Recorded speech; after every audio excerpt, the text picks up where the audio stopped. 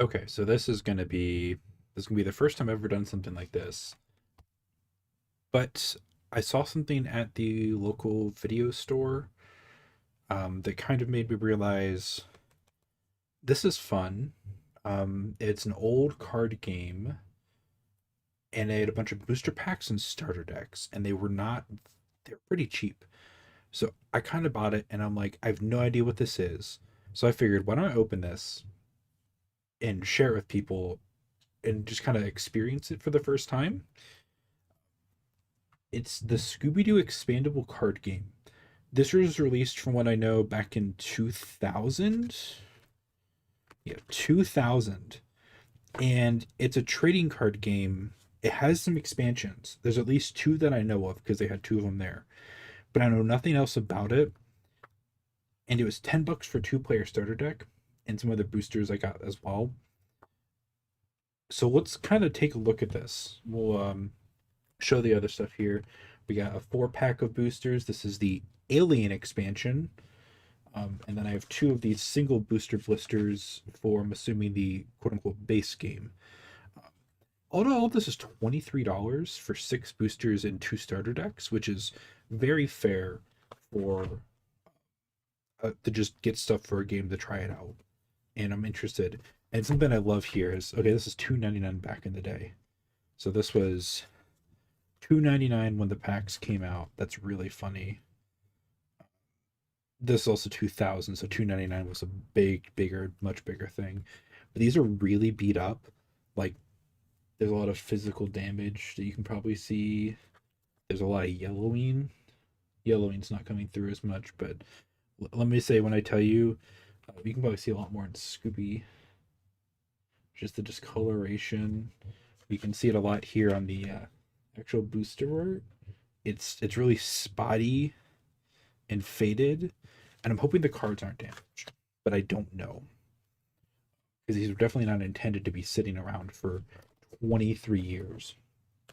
So we're going to start with the starter deck because good place to start. Get an idea for how the game works, and then we'll crack open the boosters to see if there's anything really cool in there. Oh, try not to damage the box too much. But this is not a very sturdy box. There we go.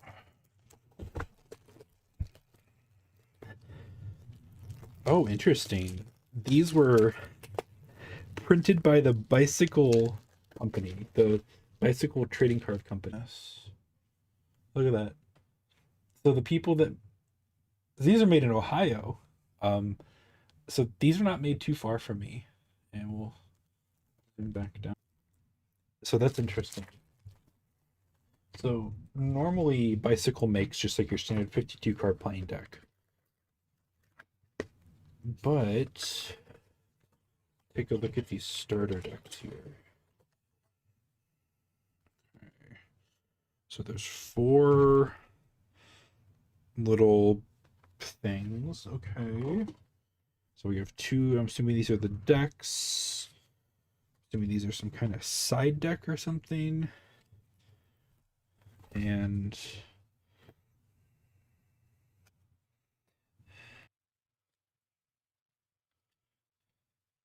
okay, I don't know what this is. So it's like a cardboard fold out. It has some text on here. Pull any item from your deck once during the game. Pull any item from your deck once during the game. And it folds out and stands up. Stands there. I assume it's two-sided because maybe each player gets the same thing. But we'll set that over here. Got the four decks. So too big, too small. We have, I'm assuming these are supposed to be Scooby snacks. They kind of look like goofy chicken nuggets, but I'm assuming these are just like kind of token counter markers for just keeping track of stuff. And then we have here we this comes with a score sheet. Interesting. This is like a bowling or like a clue kind of score sheet, maybe Yahtzee kind of. Oh, don't worry, we have permission granted to photocopy for personal use, so we can make extra copies of this. But let's kind of take a. I'm gonna read over the rules real quick here and give like a summary when I'm done.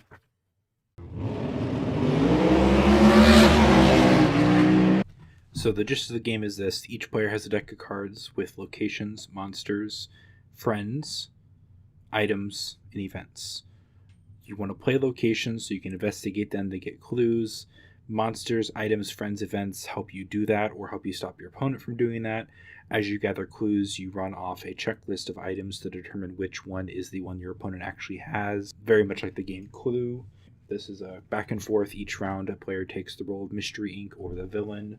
As you gather clues, you whittle down the list and you can make a guess. If you guess wrong, your opponent gets an extra clue. If you get it right, you win. See here, you can see the playfield, what it looks like. I also put up some pictures of the different card types so you can kind of get a feel for how those look.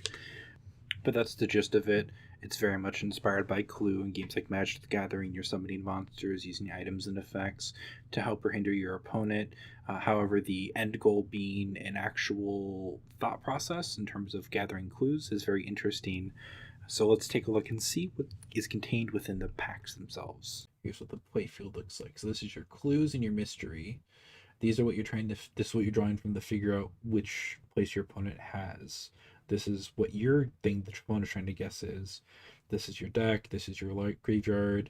These are the locations you're playing and the items that are played to modify them. And there's your mystery crew. And then, okay. And this is just scorecards to keep track of things. So that's an interesting game concept. I kind of like it. It has a lot of the interactions that I like from games like Magic, where there's a resource system, there's a lot of back and forth, but the end goal requires a little more thought, and it is a mystery solving game. It's not about combat, which is fun. Let's take a look at these starter decks. So we'll start with the Mystery Ink and Clues. Okay. So these are the modifiers you get. Scooby, Fred, Daphne, Velma, Shaggy. Okay, Scooby lets you just tutor something from your deck. Um, broken is it's just broken. Once per game, you may move everyone to Fred. She just lets you cast things for free. Can lower the fright level of a villain, and lets you take additional mana. So, and these are fun. These are all the clues. So each one of them is like an iconic Scooby episode. These are all old. So yeah, this is from 2000. So this is before a lot of the reboot stuff. What a night for a night, baby. Interesting. Okay. So I'm assuming. Oh, that's not going back on there. Assuming this is gonna be the same thing. Yeah, it is. Okay. So those are just duplicates. Makes me wonder, are the actual decks gonna be duplicates too? I'm assuming probably so. Okay, these are locations you can investigate. Yikes.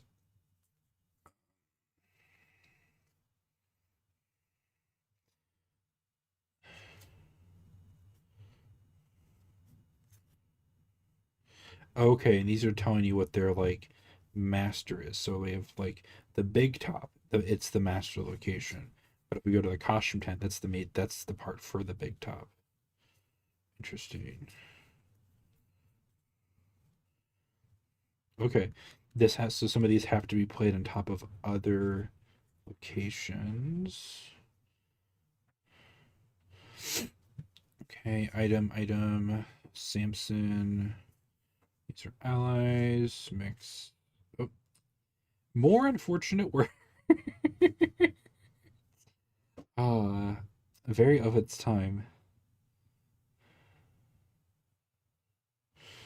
Okay, it's only a power failure. So these are fun because these are all just screenshots from the old show. So I hardly use it myself. Just kind of going through these real quick. Okay, so I didn't. Okay, I definitely saw that Scooby card in here. Yeah, okay. So I'm assuming these are the same exact decks then. They're maybe just put in a different order. Oh no. Interesting. I think these are. Oh, interesting.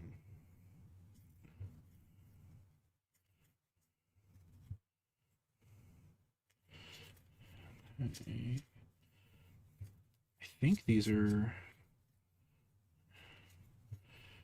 interesting. Yeah, so these are different decks. Interesting. Okay, that's cool. I like that a lot more because it's fun when the different you get because you get two of the same deck. It's kind of boring because you're doing the same thing, but it's a lot more interesting when you have two different options. Because one, you get to get the swap back and forth and get some variety if you're playing with someone else. But two, it means you just kind of get a better feel for the game, and you're kind of not just seeing the same things all the time. Also, interesting rule I noted. It's 60 card decks, but it's a two per deck limit. Our chicken nuggets back. Let's get into some of the booster packs. Probably. Oh, oh, that opens. That opened real easy. Anything fun on the back? Okay, nothing really. Starter deck necessary for gameplay. Sold separately. Ooh. Oh, even the. Okay, so it's not just sun damage, because the back wasn't to the sun, but it's still missing the red ink. These packs just don't hold the ink well. I mean, I sure got some sunlight just from like sneaking in, but that's generally the back should be fine if it's sun damage. Ooh.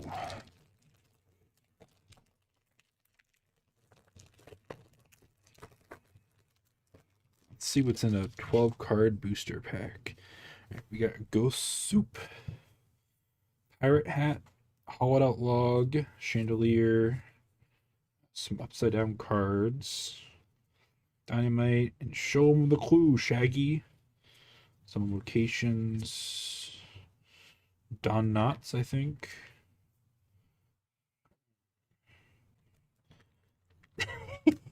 And you can even see the inside of the booster. The ink is all messed up. I'm glad the cards are in good condition, but something weird happened here with these packs.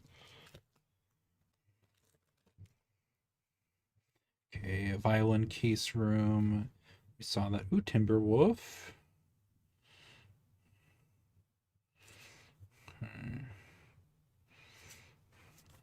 Okay, two cards upside down again. Interesting. This is your last warning. Subscribe now.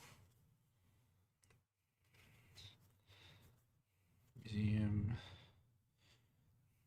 Oh, interesting. Okay, some of these, like this one, it's an item you can only use on a specific room. You may play on the Mad Scientist Rumpus room. You may discard the card the searcher play deck for the dungeon location, or play on dungeon. Discard to lower the fright level of the location by one for the rest of the turn. Okay. I don't want to like absolutely destroy this.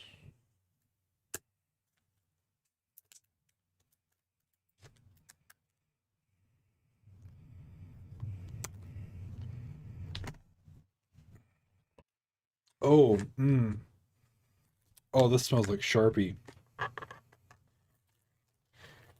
There's a very strong marker scent coming out of these, which is odd because the other one didn't do that.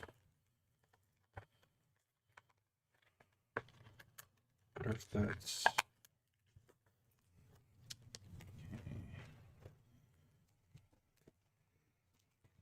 So here we go. 4 cards from the Alien expansion. What year was this released? Does it say? 2001. So these came out a year after the others. I like how the art looks very similar. There's no like special alien artwork. It just says Alien expansion. You just kind of, just tell people it's an Alien expansion, but don't make it interesting.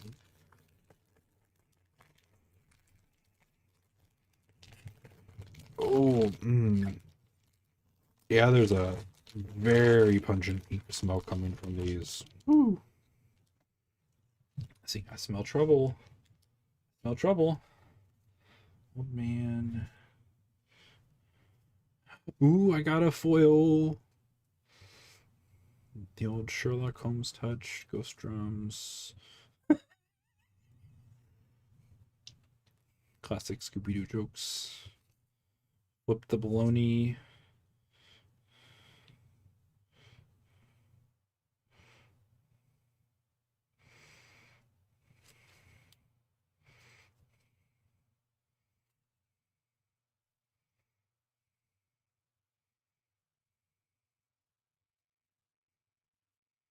Oh, and it's the aliens, baby.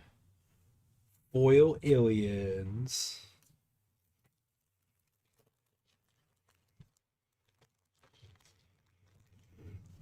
Interesting that it's the alien expansion, but I think one card referenced the movie with the aliens.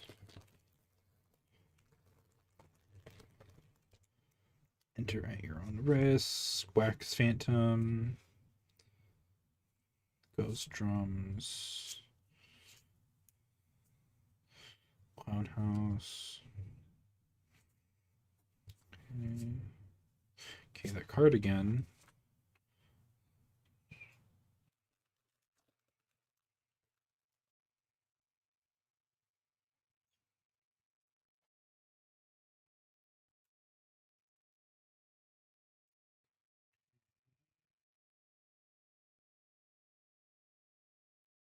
Dexterity cards. Throw Scooby snack tokens and catch them.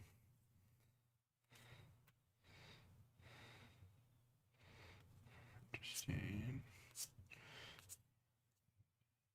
Opening credits mansion. Interesting. Oh, that's why they're so in the book it said I had to take it out, but it said like different location types are worth more points. I'm just realizing why, because major locations are worth the least, minor locations are worth the most. That's because these have to be played on existing ones, so they're worth more points because you're not going to be able to get to them early on, and you won't be able to go to them at all if you don't draw the other locations. Okay. Oh, I get one other foil.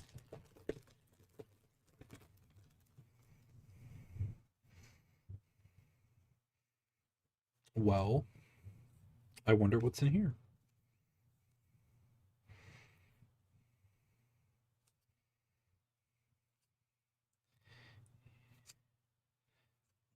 We've got a lot of clues and another malt shop. Okay, here's a special location. This one you can't investigate, I'm assuming. This just gives you a bonus effect.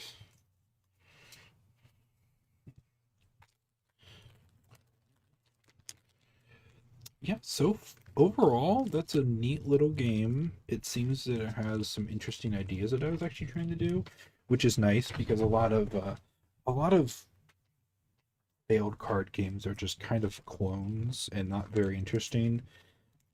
But I appreciate they seemed to kind of have something they were going for with this, even if it didn't succeed the best or the game didn't really last. Kind of interesting. I'll have to try to give this a play sometime to see if I can maybe do a video about how it plays because I'm interested now. I wonder how cheap you can actually get these.